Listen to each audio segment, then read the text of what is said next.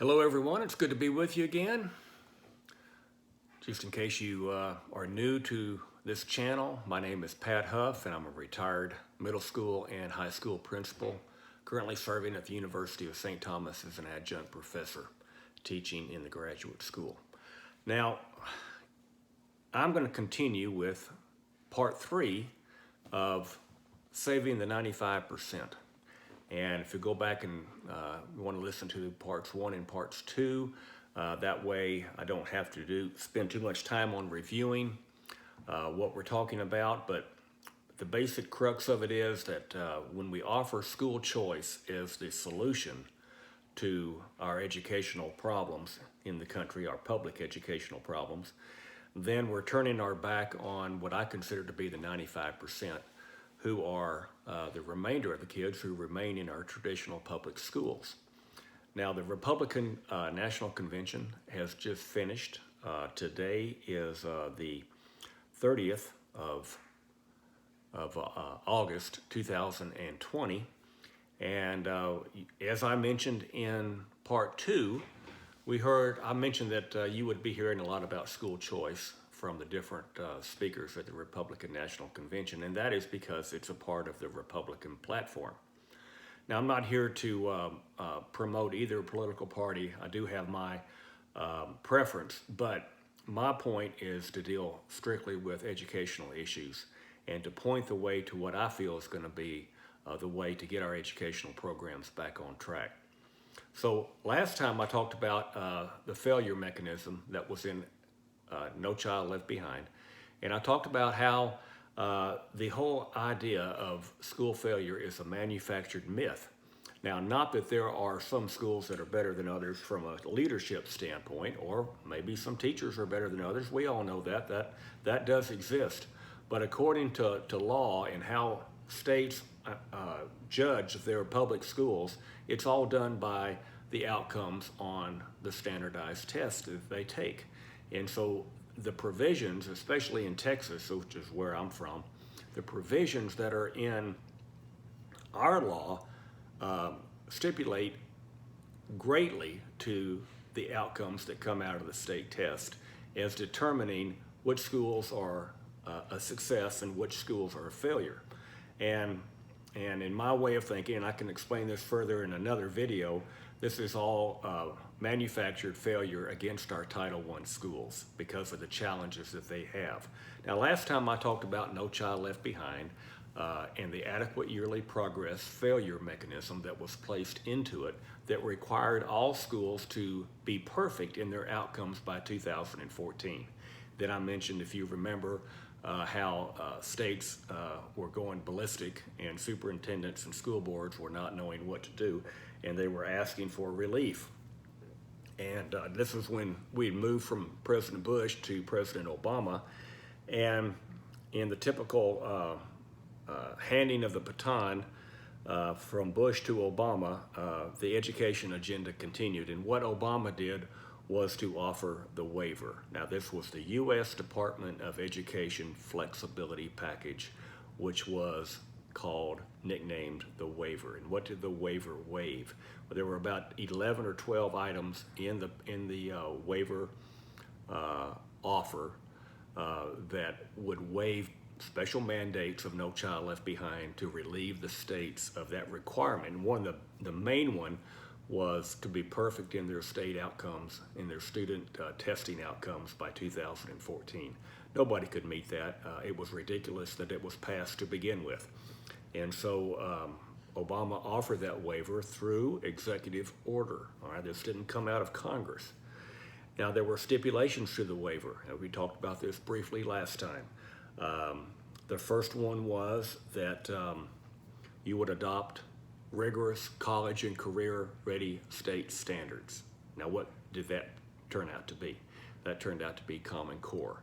And I'm going to show you how in the waiver that was written by Texas, we agreed to link our college and career-ready standards, a high percentage of those standards, to Common Core. I'll show that to you in a link that will be provided. Also in the waiver, you had to agree to link the teacher and principal evaluations to the testing outcomes. And this then forced principals to put more pressure on teachers, and teachers then to teach more to the test in order to get those outcomes up so that you would stay out of trouble with your state education agency, which here in Texas is the Texas Education Agency. Now, the third part of the plan, which is a very important plan, was that states had to then develop their own plan for accountability, and this was not independent of the U.S. Department of Education, because the U.S. Department of Education had to agree and approve of the state plan. And so in 2013, Commissioner Williams, the commissioner of the Texas Education Agency, wrote I'm sure with his committee, wrote the application to get the waiver, and it was approved by the U.S. Department of Education, who the Secretary of Education at the time was Arne Duncan. Now, so because the U.S. Department of Education had to approve of the waiver application, then this had a big impact on the linkage, linking Texas with the U.S. Department of Education. And this happened in every state. Eventually, every state accepted the waiver and wrote their application. And this is how the entire country got put on Common Core. Now, what is really critical to understand is this third element, and that I want to drive home in this short video today. And that is that because we got approved to accept that, got approved for the waiver, then Texas and essentially every state in the union became a mini U.S. Department of Education. It's the quid pro quo, right? We're not going to give you anything unless you give us something in return. And this is what happened. We got relief from No Child Left Behind. We had to develop our own package of accountability with our own set of guidelines, but it had to be approved by the U.S. Department of Education, which it was.